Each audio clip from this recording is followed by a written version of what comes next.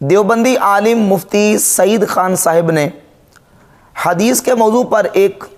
Lecture record کروایا اور دوران گفتگو انہوں نے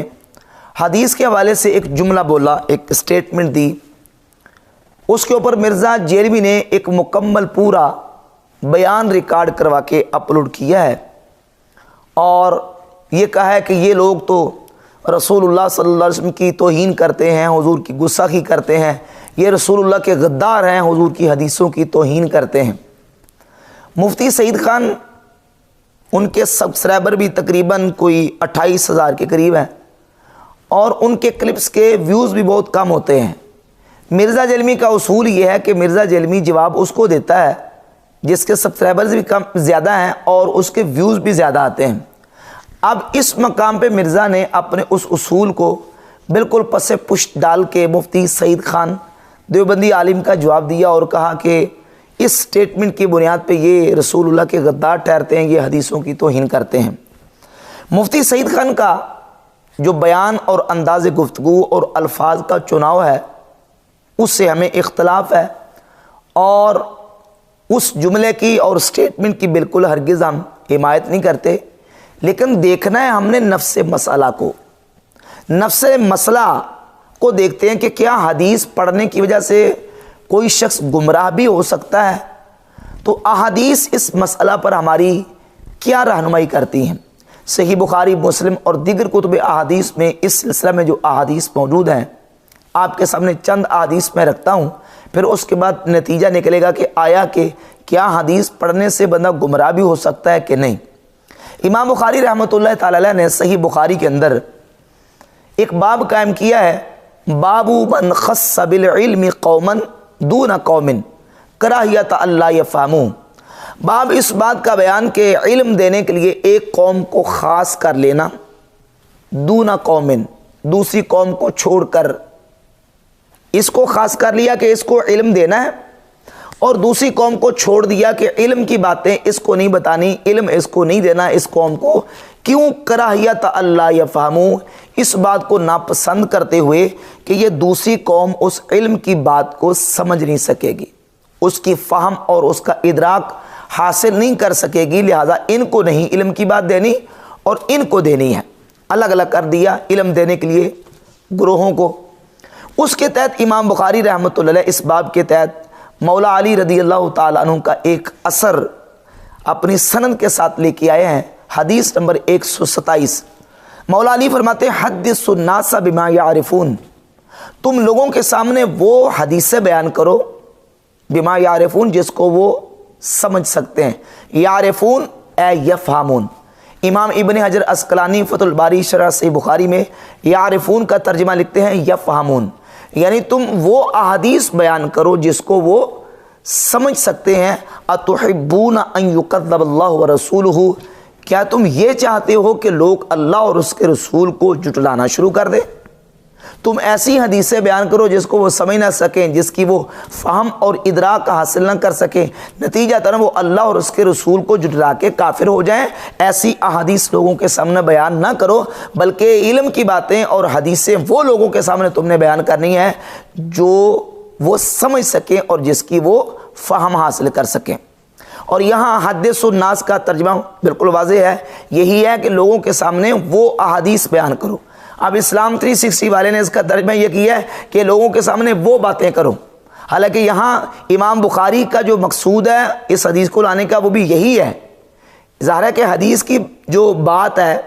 حدیث کا جو علم ہے، اس عنوان سے امام بخاری رحمۃ اللہ علیہ نے باب قائم کیا ہے اور مولا علی کا جو فرمان ہے وہ بھی اسی سلسلہ میں ہے، اور محدثین نے بھی اس سے یہی سمجھا ہے کہ ہر حدیث ہر بندے کے سامنے بیان نہیں ہو سکتی اور نہ کرنی چاہیے، ورنہ جو لوگ اس کو سمجھ نہیں سکیں گے وہ اللہ اور اس کے رسول کی تکذیب اور انکار کر دیں گے، لہذا وہ کافر ہو جائیں گے۔ اس لیے ہر بندے کے سامنے حدیث بیان نہیں کرنی۔ اور پھر امام بخاری رحمۃ اللہ علیہ اس باب کے تحت احادیث ہی لے کے آ رہے ہیں۔ حدیث نمبر 129 لے کے آئے سیدنا معاذ ابن جبل رضی اللہ تعالی عنہ سے کہ سیدنا معاذ ابن جبل رضی اللہ تعالی عنہ کو نبی پاک صلی اللہ علیہ وآلہ وسلم نے ایک حدیث سنائی، خوشخبری دی، تو انہوں نے عرض کی یا رسول اللہ الا ابشر الناس، کیا میں لوگوں کے سامنے اس کی خوشخبری سنا دوں، اس حدیث کو لوگوں کے سامنے بیان کر دوں؟ تو نبی پاک صلی اللہ علیہ وآلہ وسلم نے فرمایا لا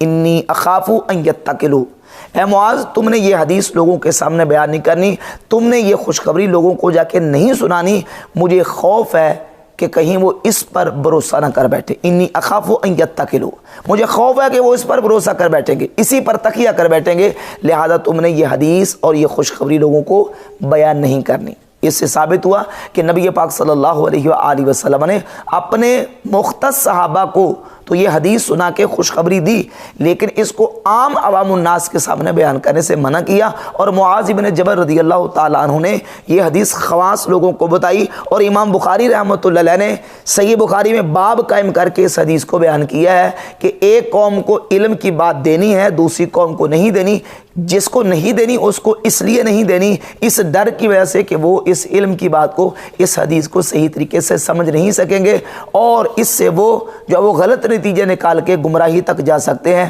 لہٰذا فرمایا کہ یہ حدیث ان کو بیان نہیں کرنی۔ تو اس سے یہ بات بالکل واضح طور پر معلوم ہوتی ہے کہ ہر حدیث جو ہے وہ نہ تو ہر بندے کے سامنے بیان ہو سکتی ہے، نہ ہر بندہ سمجھ سکتا ہے، بلکہ بعض لوگ حدیث کو غلط سمجھ کے غلط مفہوم لے کے نعوذ باللہ تعالیٰ کافر تک ہو سکتے ہیں، حدیث پڑھ کے کافر ہو سکتے ہیں۔ مولا علی رضی اللہ تعالیٰ فرما رہے ہیں کہ تم یہ چاہتے ہو کہ لوگ اللہ اور اس کے رسول کو جھٹلائیں اور اس کا انکار کریں، تو نتیجہ یہ نکلے گا کہ وہ کافر ہو جائیں گے۔ پھر اس سلسلہ میں دیگر احادیث مبارکہ میں رسول اللہ صلی اللہ علیہ وآلہ وسلم نے واضح طور پر فرمایا کہ کچھ گمراہ لوگ ایسے آئیں گے جو احادیث پڑھیں گے، لیکن احادیث پڑھنے کے باوجود، قرآن پڑھنے کے باوجود وہ گمراہ ہی رہیں گے، اور قرآن ان کے حلق سے نیچے نہیں جائے گا، ان کے پاس نمازیں، ان کے پاس روزے، ان کے پاس صدقات، ان کے پاس نیک اعمال ہوں گے، قرآن پڑھیں گے، حدیث پڑھیں گے، لیکن قرآن ان کے حلق سے نیچے نہیں جائے گا۔ بالخصوص خوارج کی علامات بیان کرتے ہوئے نبی پاک صلی اللہ علیہ وآلہ وسلم نے ان کی ایک علامت یہ بیان کی ہے، یقولون من قول خیر البریہ، اور دوسرے الفاظ یقولون من قول خیر البریہ اور من خیر قول البریہ، دونوں طرح کے الفاظ آتے ہیں۔ صحیح بخاری میں 6930 نمبر حدیث ہے، اور اس میں الفاظ ہیں یقولون من خیر قول البریہ، وہ احادیث پڑھیں گے، خوارج حدیث بیان کریں گے، لیکن حدیث پڑھنے کے باوجود، قرآن پڑھنے کے باوجود جو ہے وہ ہدایت تک نہیں پہنچ سکیں گے۔ اس کی وجہ کیا ہے؟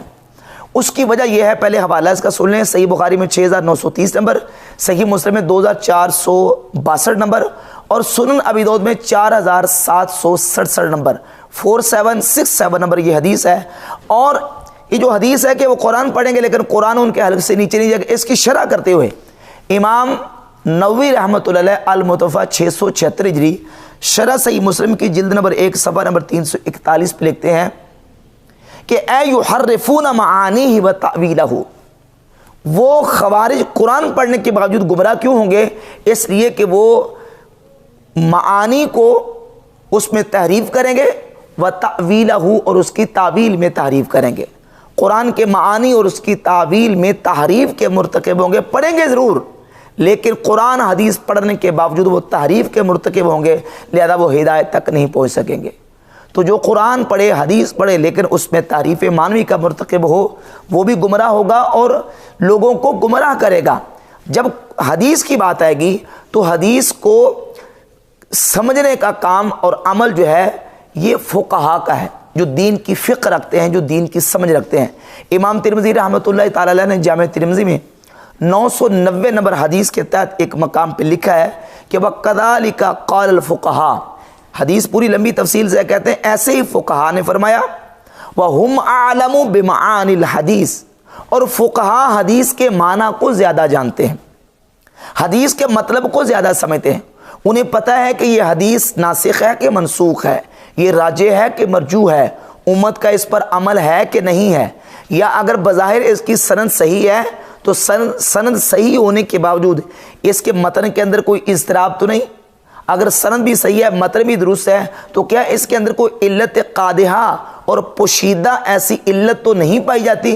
جو کہ اصول کے ساتھ ٹکراتی ہو، اصول کے خلاف آتی ہو؟ تو ان تمام چیزوں کو، بلکہ اس سے بڑھ کر کہیں اور زیادہ اصول و ضوابط ہیں فقہا کے، ان اصول و ضوابط کی روشنی میں انہوں نے حدیث کو قبول بھی کرنا ہوتا ہے اور حدیث کو قبول نہیں بھی کرنا ہوتا، کیونکہ جب تک اصولوں کے مطابق نہیں آئے گی تو وہ حدیث ان کے ہاں ریجیکٹ ہو جائے گی، قابل قبول نہیں ہوگی۔